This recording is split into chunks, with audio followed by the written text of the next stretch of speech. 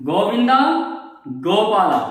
Hello my dear friends, आप लोगों का बहुत बहुत स्वागत है फिर से बालाजी इंडियन कोर्स ग्रुप में। और आप लोगों को बहुत बहुत थैंक यू कि आप मुझे देख रहे हैं और जो मैं बताने की कोशिश कर रहा हूँ समझ रहे हैं और उसे सीखने की कोशिश कर रहे हैं, तो उसके लिए आपको बहुत बहुत थैंक यू गाइस। जैसा कि हमने अपने पिछले क्लास में देखा था, वन एरे हमने पढ़ा था और एरे का फर्स्ट टाइप जो होता है वन डायमेंशन एरे, उसको हमने देखा था थ्योरी में भी, और उसको मैंने लास्ट क्लास में प्रैक्टिकल करके दिखाया था। अब है वो उम्मीद है कि आप लोगों को समझ में आ गया होगा। अब मैं ये आज जो हमारी क्लास होगी वो है सेकेंड टाइप एरे का, टू डायमेंशनल एरे का।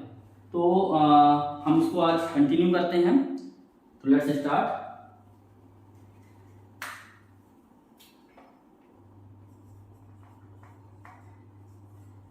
एरे का सेकेंड टाइप है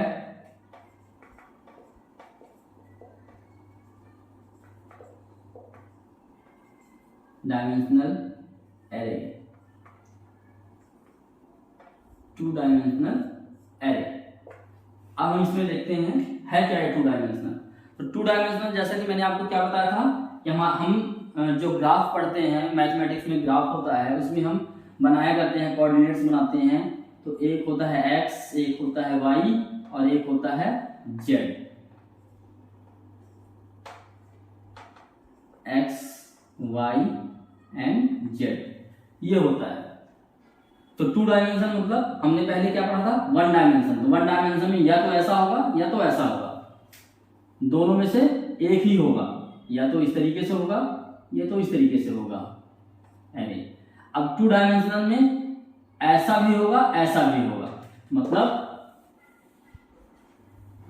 सीधी सी बात है, टू डायमेंशन में ऐसा भी होगा ऐसा भी होगा, और ये हम बाद में मल्टी डायमेंशन जब पढ़ेंगे उसका होगा। तो टू डायमेंशन में इस तरीके से होगा, मतलब हमारा जो एरे बनेगा, जो हमारे एरे ऑफ लिस्ट होगा, वो एक तरीके से आप कह सकते हो टेबल टाइप से बनेगा, क्योंकि ये एक्स भी बनेगा और वाई भी बनेगा। कैसे बनेगा, जैसे हमारा टेबल होता है, टेबल हम बनाते हैं ना, आपको ध्यान होगा इस तरीके से। ये टेबल हो गया। इस टेबल में कितने रो हो गए और कितने कॉलम, कॉलम 1, कॉलम 2, कॉलम 3। रो कितने, रो 1, रो 2, रो 3, रो 4।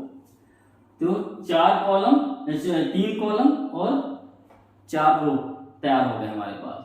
तो इसको हम, ये एक एरे का, ये टू डायमेंशनल एरे है। ये जो है तो टू डायमेंशनल एरे है, क्योंकि इसमें एक्स भी है, आप देख रहे होंगे, इसको आप देखिए यहाँ पे, तो आपको ये एक्स भी दिख रहा है और ये वाई भी दिख रहा है।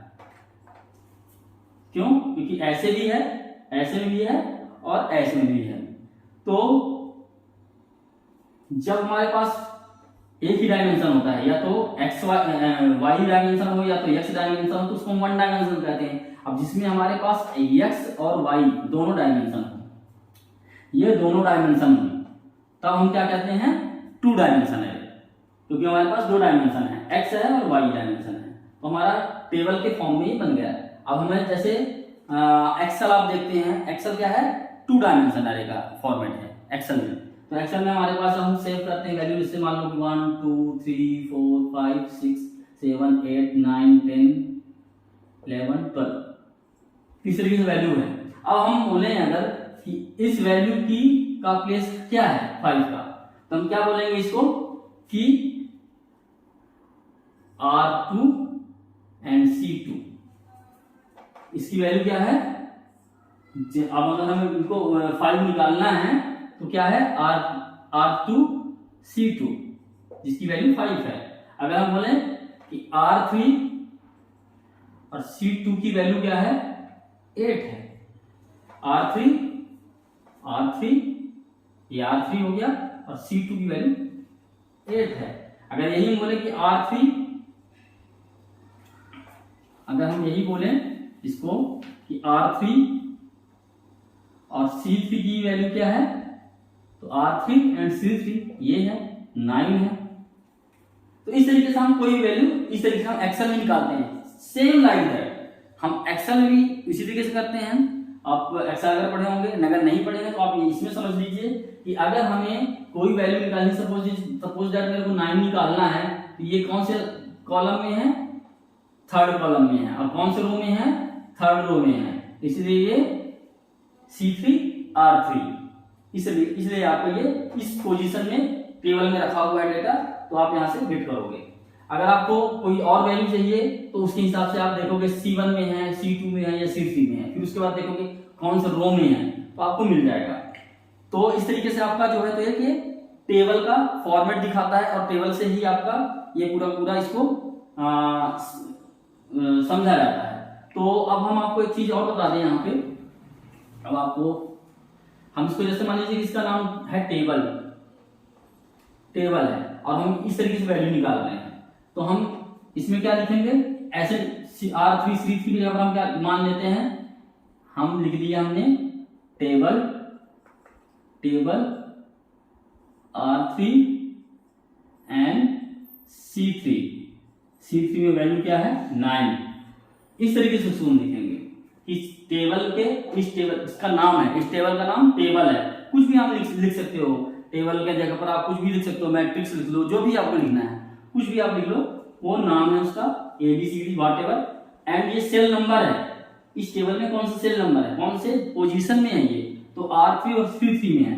अगर आप इसकी साइज बोलो, इस टेबल की साइज क्या है, तो टेबल की साइज हम कैसे निकालते हैं? कितने हैं? रो 4 हैं और कॉलम 3 हैं। तो हम जब टेबल को हम लिखते हैं तो कैसे लिखते हैं? टेबल पहले रो लिखते हैं और फिर कॉलम लिखते हैं,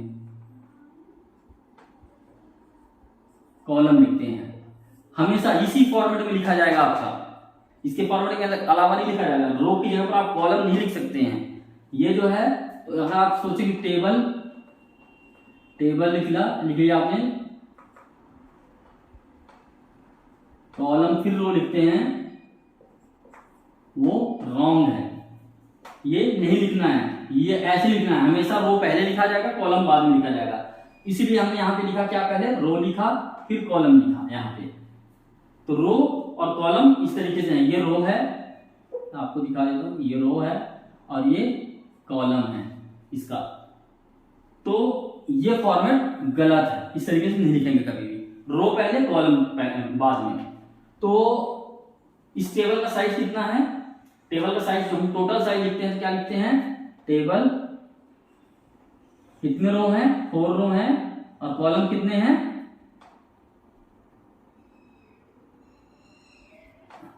इस तरीके से लिखते हैं। जैसे आपने कभी देखा होगा मैथमेटिक्स में XIJ, तो मतलब टेबल 4 × 3, ये इसका मतलब बेस में लिखते हैं, नीचे लिखते हैं। तो table 4 means row and 3 means column. तो 4 × 3 = 12 सेल बने होंगे इसके अंदर, 12 सेल बने होंगे इसके अंदर। इसमें टोटल कितने हैं? 12 सेल। 1 2 3 4 5 6 7 6 7 8 9 10 11 12। तो आप ये देख सकते हैं 12 सेल बने हुए हैं, इसलिए इसको लिखते हैं हम इस तरीके से कि टेबल, फिर से एक बार अच्छे से देख लीजिए आप, टेबल 4 × 3, ये इसका साइज है। टेबल का साइज हम इस तरीके से लिखते हैं। अब हम जिन लोगों ने मैथमेटिक्स में थोड़ा बहुत पढ़ा है मैट्रिक्स, तो मैट्रिक्स में आप लोग इसी तरीके लिखते हो। मैट्रिक्स में कैसे करते हो आप? मैट्रिक्स में सेम ये मैट्रिक्स का फॉर्मेट ही है तरीके से। जो आपका टेबल है या आपका 2 डायमेंशनल एरे है, मैट्रिक्स का है। अगर हम मैट्रिक्स देखें तो मैट्रिक्स कैसे होता है?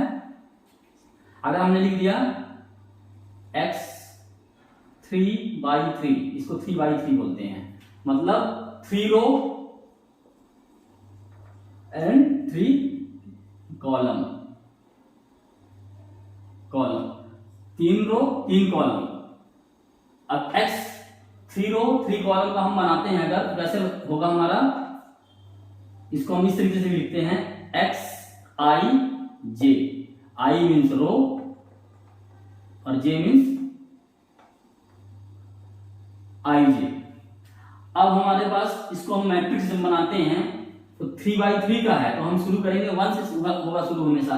तो क्या लिखेंगे हम, इसको आप x11 पहला रो पहला कॉलम, x12 पहला रो सेकंड कॉलम, x13 पहला रो थर्ड कॉलम। तो 3 कॉलम बन गए, 1 2 3, एक रो हुआ, रो नंबर 1 हुआ, ये 1 रो हुआ। रो नंबर 2 हमारा जब लिखा जाएगा तो क्या लिखा जाएगा, x21, क्योंकि कॉलम नंबर 1 है, ये रो नंबर 2 है, कॉलम नंबर 1 है। x22 means row number 2 column number 2, and x23 row number 2 column number 3। इस तरीके से आपका जब थर्ड वाला रो लिखा जाएगा तो कैसे लिखा जाएगा, x31 third row first column, x32 third row second column, x33 third row third column. तो आपका 3 इंटू 3 मीन्स कितने के वैल्यू आपके 9 होते हैं, 9 कंटेंट होने चाहिए इसमें। तो 1 2 3 4 5 6 7 8 9 कंटेंट आपके यहाँ पे बन गए। तो जो मैट्रिक्स होता है इस तरीके से लिखा जाता है, और 3 इंटू 3, तो ये आपका 3 इंटू 3 ये आ गया, और ये x हो गया, ये आपका पूरा पूरा क्या हो गया, equal to x equal to इतना, ये x इक्वल टू, अब इसको हटा दो, x इक्वल टू ये मैट्रिक्स हो गया आपका, x 3/3 हो गया। तो इसे तो मैं थोड़ा सा मैथमेटिकल फॉर्मूला में बता दिया। अब इसमें क्या है कि 3 रो 3 कॉलम है, 3/3 का मैट्रिक्स है ये, और 3 रो 4 कॉलम होते तो इधर तक जाता। अगर 3 रो, अगर मान लो यहाँ पे 3/4 होता तो यहाँ पे ये चीज जो है तो यहाँ तक जाता आपका, x14 x24 और x34, इस तरीके से चला जाता है मैट्रिक्स या जो भी टेबल है। तो टेबल तो आपका बढ़ता घटाना ये इसके अकॉर्डिंग साइज के ऊपर डिपेंड करता है। लेकिन साइज में इसलिए बार बार जोर दे रहा हूं साइज पे, कि साइज को आप अच्छी तरीके से अंडरस्टैंड करें कि साइज है क्या चीज। साइज क्या है, टेबल का साइज, कितने रो हैं और कितने कॉलम हैं वो उसको साइज कहते हैं। How many rows and how many columns is called the size. तो आपका total size, and total size क्या कहलाएगा, 9 कहलाएगा। जैसे टोटल साइज में क्यों कहलाएगा, क्योंकि multiply by row and row multiply with column is called the total size. Total size क्या है आपका, 9 है। चलिए हम आगे बढ़ते हैं। तो आपको ये चीज तो समझ में आ गया कि रो और कॉलम है क्या इसमें। अब हम क्या करते हैं, इसमें अगर हम बोले कि टोटल पूरे जितना मैट्रिक्स में मैंने दिखाया था कंटेंट सबको सम करना है, तो मैथमेटिक्स में लिखने का टर्म्स क्या होता है कि आपके सम करना है, दो चीजों को सम करना है। क्या सम करना है, एक तो रो सारे के सारे सम करना है। हम कैसे लिखेंगे, कैसे इसको लिखेंगे साइनेशन i = 0 to 3, क्योंकि साइज इसका 3 है, और xi क्यों, क्योंकि ये रो है। फिर एक साइनेशन मैंने लिखा कॉलम के लिए क्या है, j = 0, और मान लो ये भी 3 है, ये 4 है, 4 मान लो 4 है कॉलम, तो xj जितने भी कॉलम है उनको सम कर दो, जितने भी रो हैं उसको सम कर दो, दोनों को टोटल कर दोगे तो टोटल सम ऑफ टेबल कहला जाएगा। उस टेबल की टोटल वैल्यू सम कहला जाएगा। तो हम इसको मैथमेटिकल फॉर्मेट में कैसे लिखेंगे, अगर इन दोनों को हम मैथमेटिकल फॉर्मेट में लिखें तो कैसे लिखेंगे, ऐसे i = 0, j = 0, 3/3, एंड इसको क्या लिखेंगे हम, xij। ये आपका क्या कहलाएगा, ये आपका ऐसा भी लिख सकते हैं और ऐसा भी लिख सकते हैं। आप कैसे लिखोगे, एक और चीज लिख सकते हो आप, कैसे, I equal to 0, 3 j equal to 0, 3 और xij, summation of xi and summation of xj का सारा सम कर देगा ये चीज। ये टोटल सम है, ये क्या है आपका टोटल वैल्यू है, टोटल है ये टोटल है उस टेबल का। तो हम इसी का प्रैक्टिकल करेंगे अभी कि हम कैसे सम करवाते हैं, जो आपके टेबल में वैल्यू डली हुई है उसको हम सम कैसे करवाते हैं, इसका हम प्रैक्टिकल करेंगे।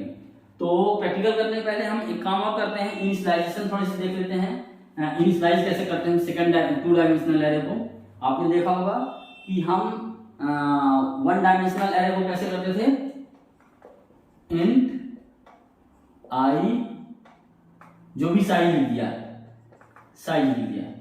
जो भी है वो साइज डाल देते हैं हम। अगर हमें डिफॉल्ट वैल्यू भी सेट करनी है तो हम इसमें कॉमा दे करके उसके जो साइज दिया होता है उसके हिसाब से हम डाल देते हैं। शायद मैंने उसमें अपनी इनिशियलाइजेशन पढ़ाया नहीं है, मेरे को ध्यान नहीं है, तो अभी आपको मैं बता दे रहा हूँ कि इंट आई साइज जो है तो 1 डायमेंशनल की बता रहा हूँ अभी। तो 1 डायमेंशन में इस तरीके से करते हैं। सपोज दैट एग्जांपल के लिए इंट आई 5 है, ये 1 डायमेंशन एरे है, इसमें हमने डाल दिया 1 2 3 9 5 15 कर दो, ये हो गया।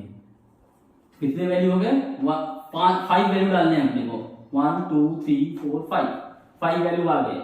इंडेक्सिंग इसकी क्या है, 0 1 2 3 4, ये इंडेक्सिंग हुई उस एरे में जो जाएगा तो ये इसके इंडेक्सिंग हो गया। ये तो हो गया 1 डायमेंशन का, इसका हो गया 1D का, 1 डायमेंशन का। अब 2 डायमेंशन का क्या है, कैसे करेंगे हम इसको, इनिशियलाइजेशन डेटा टाइप,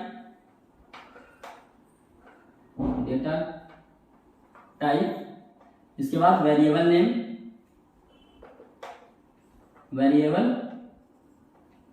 नेम, उसके बाद स्क्वायर ब्रैकेट, रो साइज,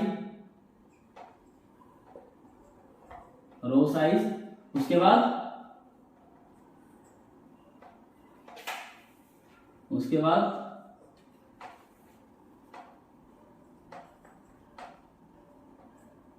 कॉलम साइज। ये है इसका डिक्लेरेशन, ये इसका डेफिनेशन डालने का तरीका है। मतलब डेटा टाइप, वेरिएबल नेम, रो साइज, कॉलम साइज। इसमें क्या है, इसमें है डेटा टाइप, फिर वेरिएबल नेम, फिर साइज। क्योंकि इसमें साइज हम इसलिए लिखते हैं क्योंकि इसमें केवल एक ही है, ना तो रो कह सकते हैं ना तो वही कॉलम कह सकते हैं, क्योंकि ये या तो वो रो के फॉर्मेट में होगा या ये कॉलम के फॉर्मेट में होगा, एक ही इसमें होगा। मतलब और कंडीशन है यहाँ पे, या तो रो होगा या तो कॉलम होगा, और वो होगा 1 ही होगा, या तो 1 रो होगा या तो 1 कॉलम होगा। बट इस केस में क्या है, मल्टीपल रो हो सकते हैं, मल्टीपल कॉलम हो सकते हैं, इसको मल्टी डायमेंशन कहते हैं। तो इसका जो डिक्लेरेशन है कैसा होगा, इसका मतलब क्या हुआ, इसमें रो भी है और कॉलम भी है। इसमें रो भी हो गया, 2 रो हो गए, 2 कॉलम हो गए, या एक कॉलम और बढ़ा दो, 3 कॉलम हो गए, ये मल्टी डायमेंशन हो गया। अब आपको इसमें जो है, मैं एग्जांपल लिखता हूं, इसको आप कैसे लिखोगे, जैसे मान लो कि इंट फ्लोट कैर जो भी लिखना है कुछ भी लिख सकते हैं। तो मैं इंट के साथ बता रहा हूं, इंट आई आप नाम ना दो, नाम दे दो कुछ भी, मैट्रिक्स दे दो, मैट्रिक्स। रो की साइज आप दे दो 2 और कॉलम की साइज दे दो 3। तो ये कितने बाई कितने का मैट्रिक्स हो गया, ये मैट्रिक्स हो गया मैट्रिक्स हो गया कितने का 2/3।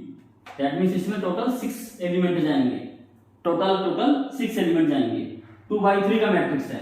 अब इसमें हमें अगर वैल्यू डलवानी है, जैसे इसमें मैंने 1 डायमेंशन में वैल्यू डलवाई है, तो वैल्यू अगर डलवाना है अपने को तो हम वैल्यू कैसे डलवाएंगे इसमें, ये कर्ली ब्रैकेट है हमेशा ध्यान रखिएगा, और ये स्क्वायर ब्रैकेट है। स्क्वायर ब्रैकेट का अपना यूज है, ये आपके एरर डिक्लेरेशन के लिए होता है, साइज डिक्लेरेशन के लिए, और इसमें कर्ली ब्रैकेट जो है तो स्टार्ट और एंड के लिए होता है। क्यों होता है, कई बार हम ब्लॉक बनाते हैं, ये भी एक ब्लॉक ही है, एक ब्लॉक हो गया वैल्यू डलवाने का।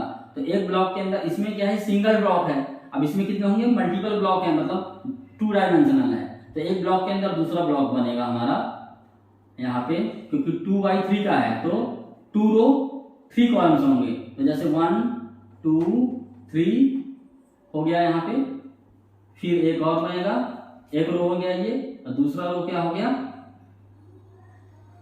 11 12 15, और ये दोनों ब्लॉक बंद हो गए। मतलब एक रो ये हो गया, एक रो ये हो गया, अब टोटली मैट्रिक्स हो गई। तो कितने कॉलम हो गए, 3 कॉलम, 1 2 3 कॉलम हो गए, 1 2 3 कॉलम हो गए, और 2 रो हो गए, एक रो ये एक रो ये हो गया। अब इसको अगर हम लिखते हैं मैट्रिक्स में लिखते हैं या टेबल में लिखते हैं, इसका जो जाएगा तो कैसे जाएगा, ये आपको थोड़ा सा दिखा देता हूं यहाँ पे। ये मैं आपको इनिशियलाइजेशन बता रहा था, क्या चीज है, initialisation, declaration and initialisation, definition and initialisation, ये डेफिनेशन एंड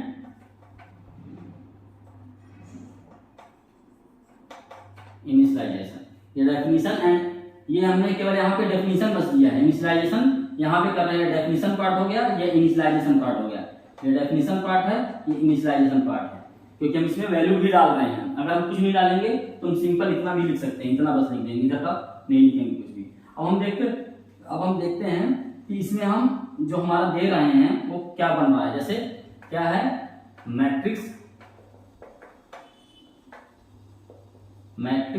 कितने का है अपना, ये 2/3 का है, 2/3 का है।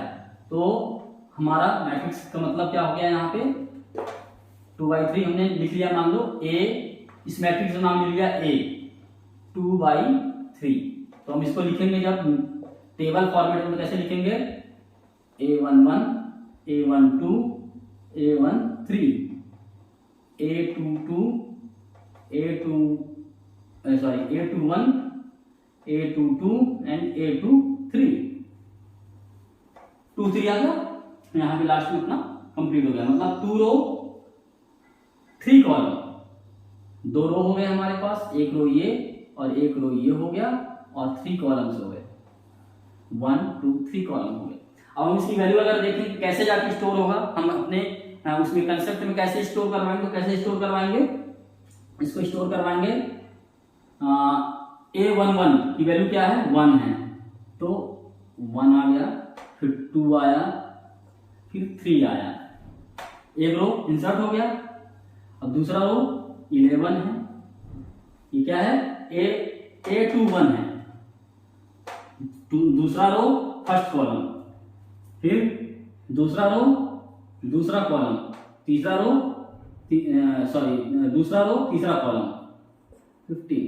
अब आप देखिए ये भी 2 रो हो गए, 3 कॉलम हो गए, सेम टू सेम। मतलब A1 की वैल्यू ये है, A2 की वैल्यू ये है, A12 की, A13 की वैल्यू ये है, A21 की ये, A22 की ये, और A23 की ये। तो आई होप आप लोगों की ये समझ में आ गया होगा कि हम वैल्यू कैसे इंसर्ट करवाएंगे और कैसे हम इसका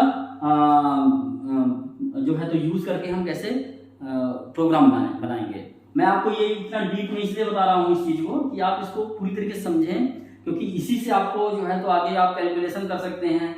अगर आप मैथमेटिक्स में पढ़े होंगे तो मैट्रिक्स कैलकुलेशंस कर सकते हैं, जैसे आप उसमें मैट्रिक्स का एडिशन, मैट्रिक्स का सब्ट्रैक्शन, एडजॉइंट्स, ये मॉड्यूल्स निकाल सकते हैं, मॉड्यूल निकाल सकते हैं मैट्रिक्स का। तो ये सारी चीजें जो है जो यूज करके, क्योंकि इन्हीं के थ्रू आप जो मैट्रिक्स को ही आप इसमें कैलकुलेट कर रहे हो, तरीके से टेबल को ही कैलकुलेट कर रहे हो। तो ये एरे हो गया आपका, टू डायमेंशनल है। अब हम इसका एक प्रैक्टिकल करेंगे।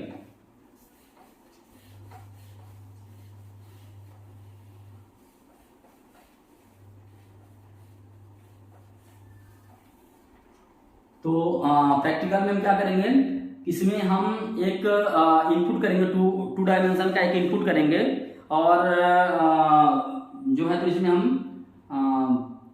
इनपुट करके इसको कैलकुलेट करेंगे, उसको सम करेंगे। जो मैंने अभी आपको लिखवाया है वो हम सम करेंगे। 1 सेकंड।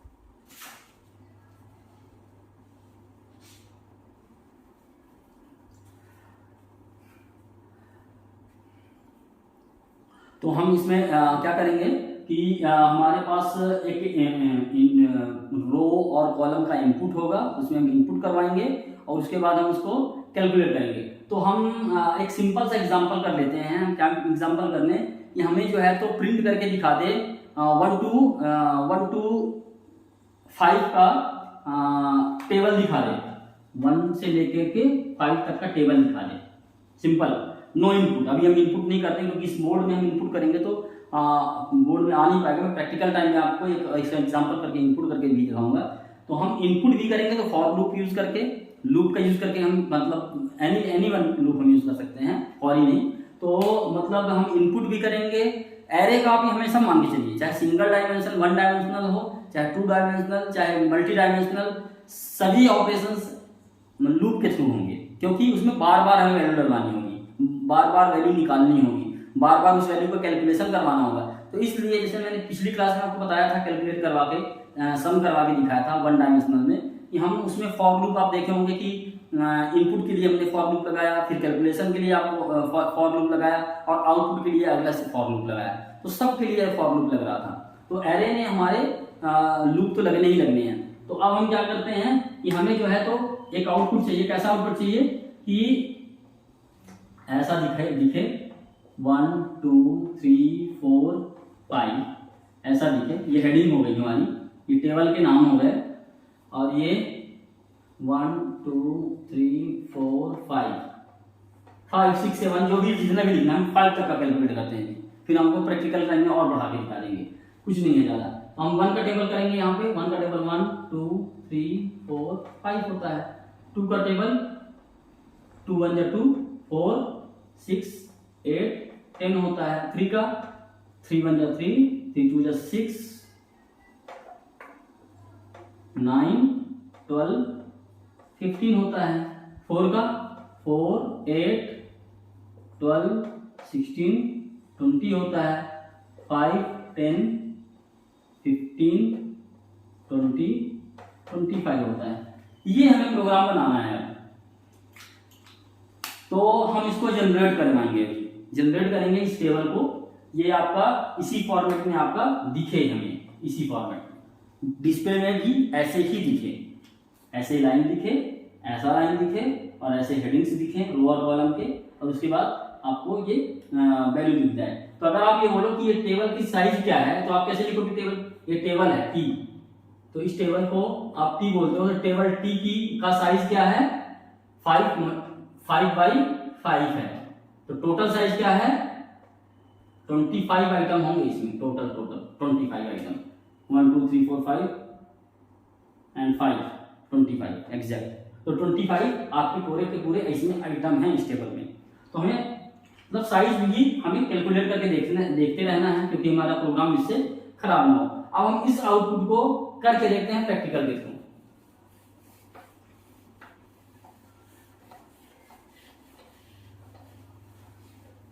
हम प्रैक्टिकल करते हैं यहाँ से, क्योंकि हमें फिर हो नहीं पाता है लिखने के लिए। तो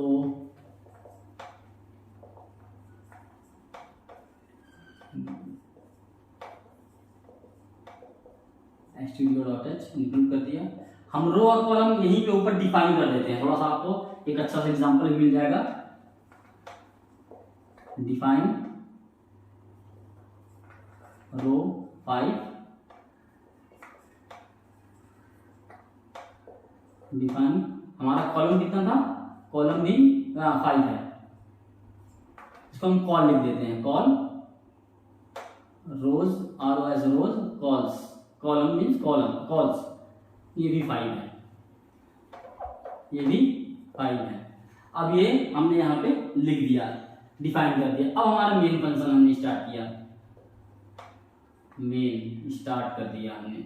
अब मेन में हम क्या लिखेंगे, हम पहले सबसे पहले क्या करते हैं, हम अपने रो और कॉलम और जितने भी वैल्यू वेरिएबल्स हैं उनको हम उन वैल्यूज को हम पहले डेफिनेशन दे देते हैं, उन वेरिएबल्स को हम डिफाइन कर देते हैं। तो क्या होगा हमारा,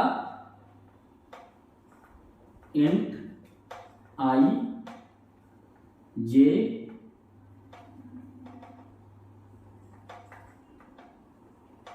कॉलम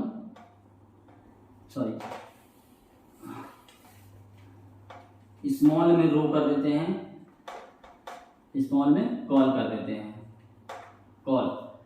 ये कॉल्स है कैपिटल में, ये अलग चीज हो गया और ये अलग चीज है, दोनों को मिक्स मत कीजिएगा। मैं इसको पूरा नाम ले लेता हूं,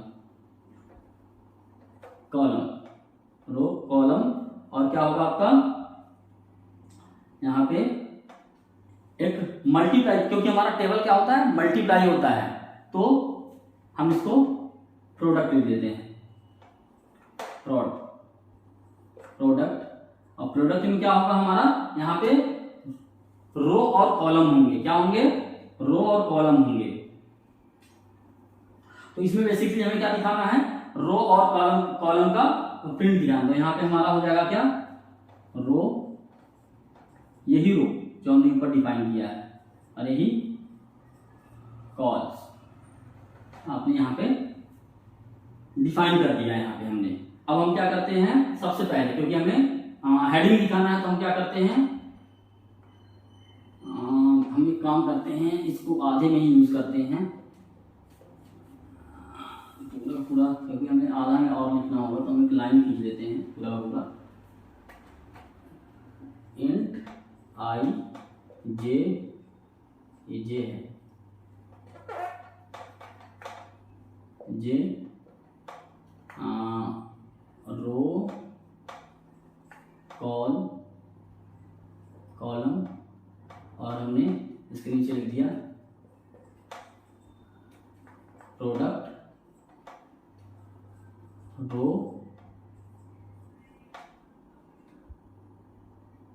कॉल्स, रोज कॉलम्स हमने यहाँ पे डिफाइन कर दिया पहले। तो अब हम क्या करते हैं, एक प्रिंटफ मैसेज डालते हैं,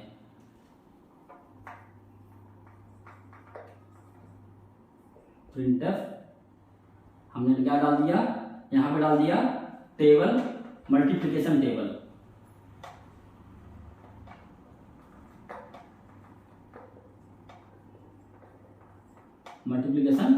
डाल दिया। और इसको क्या करेंगे हम, ये एक मैसेज ऊपर प्रिंट करवाने के लिए हेडिंग हमने डाल दिया है। अब क्या करेंगे, हमने यहाँ पे किया प्रिंटफ 1 2 3 स्पेस आप छोड़ दीजिए, 3 स्पेस छोड़ करके और इसको बंद कर दीजिए। ये केवल स्पेस प्रिंट करवाने के लिए, ब्लैंक स्पेस, तो ये ब्लैंक स्पेस प्रिंट हो जाएगा। अब हम क्या करेंगे, यहाँ पे फॉर लूप लगाते हैं, for I equal to 0, I is less than row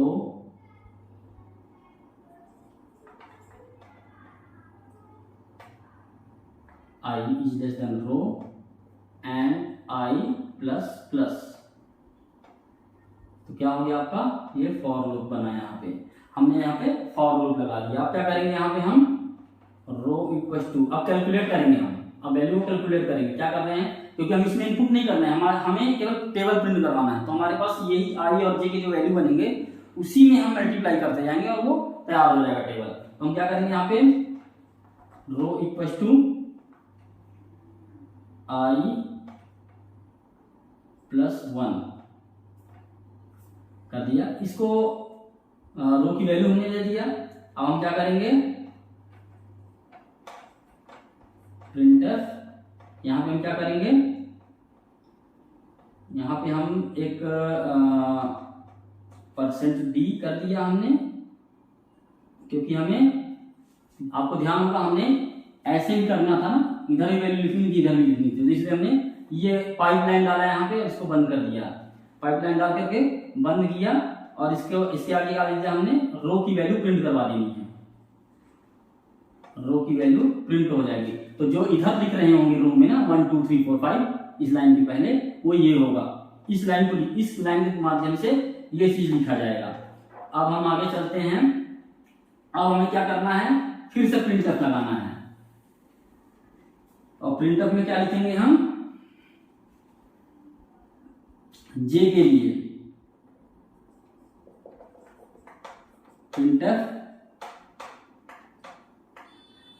sorry printf की पहले हमें क्या लिखना है, हमें फॉर लूप लगाना है। अभी हमें क्या करना चाहिए यहाँ पे, अभी हमारे पास रो की वैल्यू आ गया, हमें कॉलम को प्रिपेयर करना है। तो कॉलम बनाने के लिए क्या है, कॉलम हमारा जे है, रो के लिए हमने आई लिखा है, कॉलम के लिए जे लिखा है। तो जे क्या है हमारा, यहाँ पे हम लिखेंगे for j is equal to 1। तो जे को हमने 1 से इनिशियलाइज कर दिया। उसके बाद हम क्या करेंगे, j is less than sorry j is less than equal to column, equal to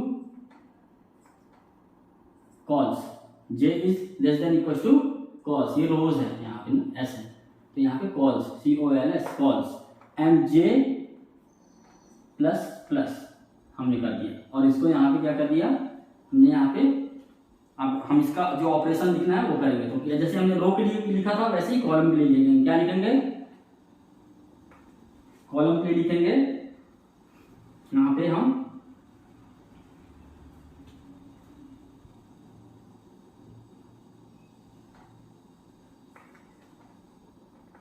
column के लिए लिख दिया हमने j equal to j plus 1 कर दिया। जो j है उसको हमने लिख दिया। यहाँ पे हम j प्लस 1 यहाँ पर j प्लस प्लस भी लिख सकते हैं, डायरेक्टली i प्लस प्लस भी लिख सकते हैं, बट आपको समझ में आया इसलिए मैंने j प्लस 1 लिख दिया है।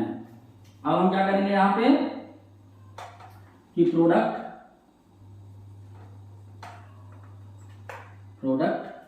अब हम इसमें प्रोडक्ट करेंगे, क्या करेंगे, प्रोडक्ट करेंगे, प्रोडक्ट। ये फॉर लूप इस फॉर लूप के अंदर है, ध्यान रखिएगा, इसके अंदर है। अभी हम कहाँ लिख रहे हैं, इसी के अंदर ही है ये फॉर लूप। ये चीज जो है इस मतलब फॉर के अंदर फॉर है, रो के अंदर कॉलम बना रहे हैं। प्रोडक्ट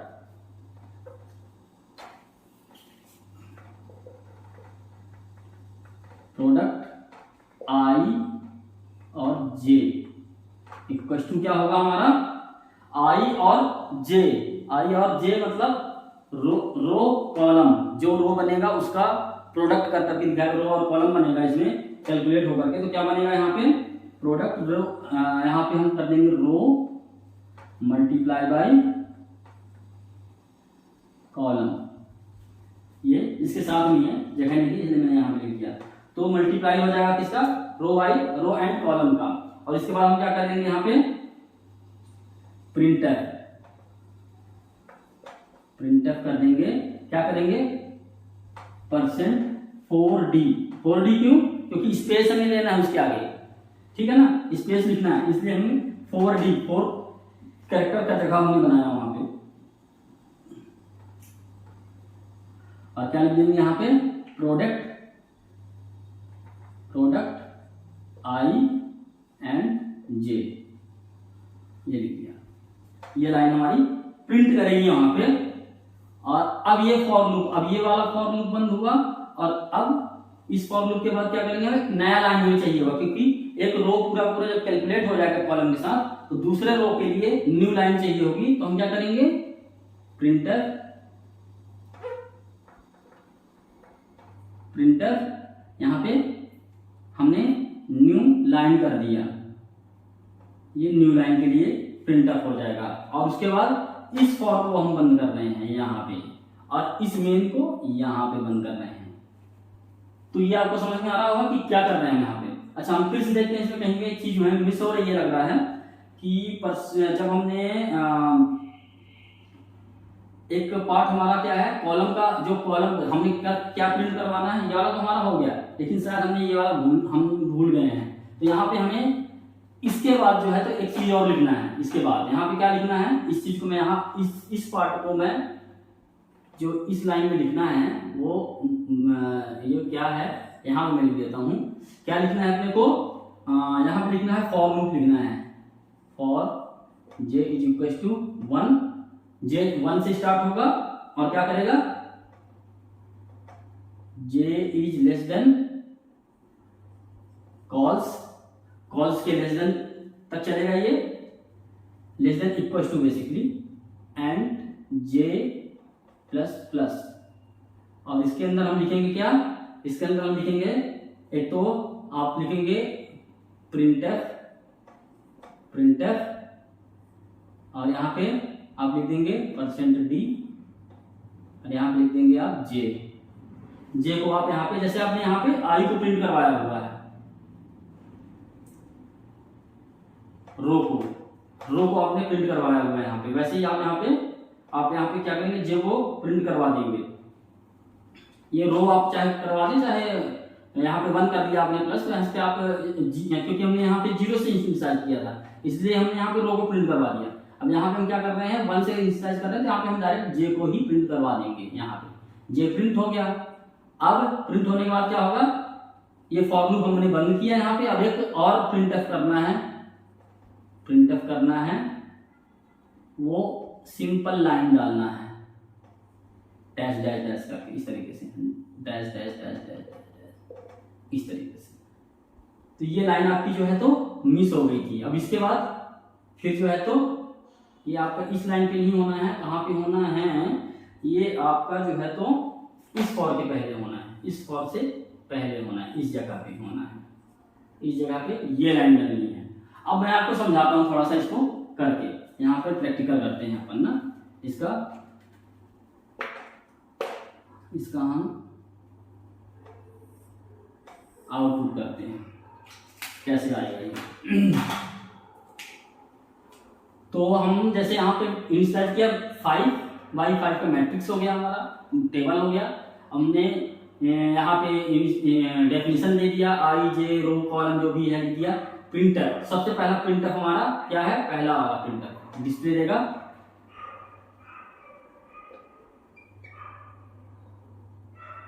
मल्टीप्लिकेशन टेबल आ जाएगा। उसके बाद ये प्रिंट होने के बाद मल्टीप्लिकेशन टेबल के बाद क्या होगा, हमने एक स्पेस दे दिया है। मल्टीप्लिकेशन टेबल के बाद हमें क्या करना है, ये हमारे पास एक स्पेस आ गया, ये वाला जो हमें 3 4 का जो भी देना है, क्योंकि हमें जो है तो इस वाली जगह से दूर से, यहाँ से इस जगह के दूर से, यहाँ पे हम न्यू लाइन कर दीजिए, यहाँ पे भूल गया था, न्यू लाइन भी है, तो न्यू लाइन होगा तभी ये नीचे से यहाँ तक का स्पेस दिया, ये स्पेस दिया यहाँ पे। अब क्या करेगा, स्पेस देने के बाद ये यहाँ चला गया, कहाँ चला गया, यहाँ पे गया, यहाँ पे हमने भूल गया था डालने के लिए, तो ये यहाँ पे गया। अब यहाँ पे बोल रहा है कि जे जो है तो 1 से स्टार्ट होगा और कॉल्स 5 तक है, तो 5 के बराबर तक चलेगा, 1 से लेकर के 5 तक चलेगा ये।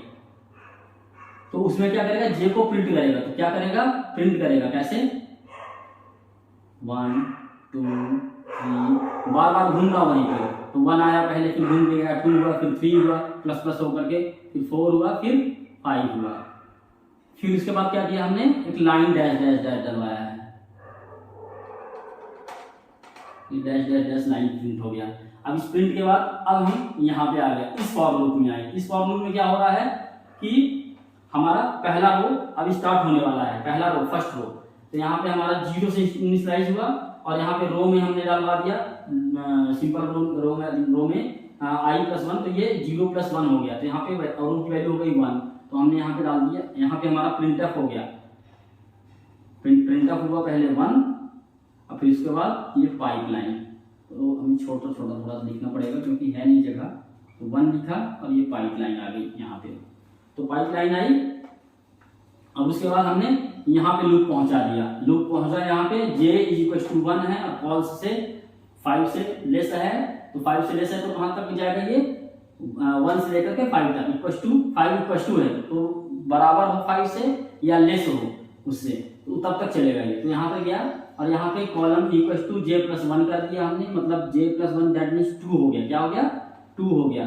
तो प्रोडक्ट हुआ यहाँ पे ij को हमने किया रो मल्टीप्लाई बाई कॉलम, तो यहाँ पे रो की वैल्यू क्या है 1 है और कॉलम की वैल्यू कितनी हो गई 2 हो गई। तो एक प्रिंटफ भूल रहा है अपने को, शायद ये प्रिंटफ हमने किया है 1, तो यहाँ पे 1 आएगा। यहाँ पे एक अपने को डालना होगा, कहीं पे है प्रिंटफ, इसके बाद एक प्रिंटफ और होना चाहिए। चलिए वो जब मैं रियल टाइम में करवाऊंगा उसको तो समझ जाऊंगा एक्चुअली क्या है कि यहाँ पे इतना होच पोच हो रहा है, समझ नहीं आ रहा है। एक रो एक कहीं पे लाइन बोल रही है इसकी, इसमें एक 1 प्रिंट होना है पहले तो यहाँ पे, फिर ये वाला प्रिंट होना है प्रिंट 4D, ये 4D दे करके यहाँ पे जो है तो 1 I1 यहाँ पे जो है तो फिर 4D दे करके यहाँ पे 1 × 2 हुआ तो 2 आ जाएगा यहाँ पे। फिर ये घूमा, यहाँ से ऐसे घूमा, अब ये 2 हो गया इसका वैल्यू, यहाँ पे गया तो 3 हुआ, तो 3 ×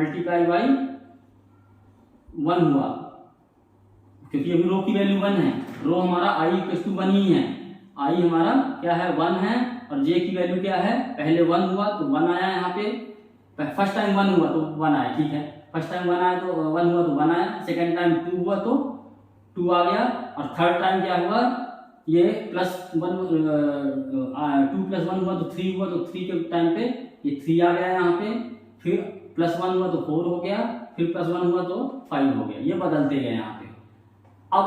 अब जो है तो ये पूरा जब हो गया, ये लूप पूरा कंप्लीट हो गया, ये 2 डायमेंशन में ये वाला लूप जब पूरा कंप्लीट हुआ तो कंप्लीट होकर के फिर से यहाँ पे आ गया, ये इस जगह पे आ गया यहाँ पे, तो i की वैल्यू अब बढ़ गई ++1 0 + 1 हुआ तो 1 हो गया, तो i रो = कितना हो गया 2 हो गया, तो रो = क्या हो गया हमारे पास यहाँ पे 2। एक्चुअली मैं थोड़ा सा मिस्टेकली यहाँ पे बोल दिया, फिर से हम यहाँ पे बताते हैं।